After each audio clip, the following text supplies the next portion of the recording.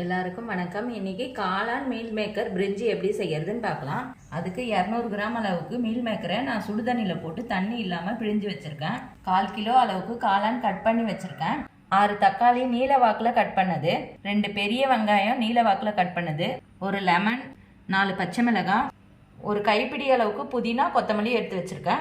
5 teaspoon அளவுக்கு தயிர், பட்டை லவங்கம் ஏலக்காய் பிரிஞ்சி இலை வச்சிருக்கேன். 2 டீஸ்பூன் அளவுக்கு நெய் சேர்த்துக்கலாம். 1 டீஸ்பூன் அளவுக்கு மிளகாய் தூள், 1/2 டீஸ்பூன் அளவுக்கு பிரியாணி மசாலா, 1 கப் அளவுக்கு பொன்னி அரிசியை நான் 1/2 மணி நேரம் ஊற வச்சு வச்சிருக்கேன்.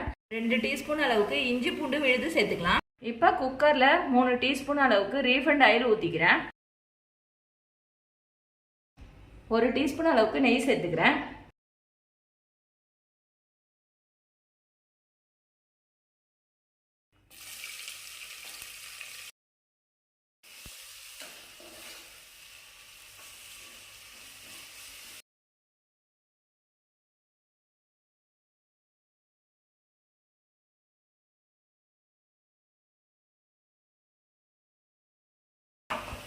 நல்லா இந்த அளவுக்கு கிரேவி பதமா வரும்போது இப்ப தயிர் சேர்த்துக்கலாம்.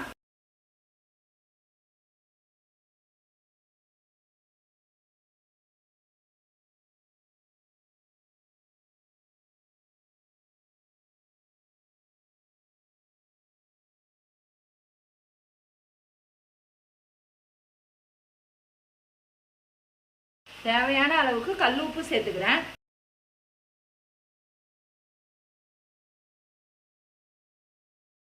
இப்போ ஒரு 5 நிமிஷம் நல்லா வதக்கி விட்டுட்டு 1 கப் அரிசி எடுத்தீங்கன்னா 1.5 கப் அளவுக்கு தண்ணி சேர்த்துக்கோங்க. இப்போ தண்ணி சேர்த்துட்டு ஒரு 10 நிமிஷம் நல்லா கொதி வந்த பிறகு அரிசி சேர்த்துக்கலாம். அரிசியில் இருக்க தண்ணியெல்லாம் வடிச்சு எடுத்துட்டு அரிசியை சேர்த்துக்கிறேன்.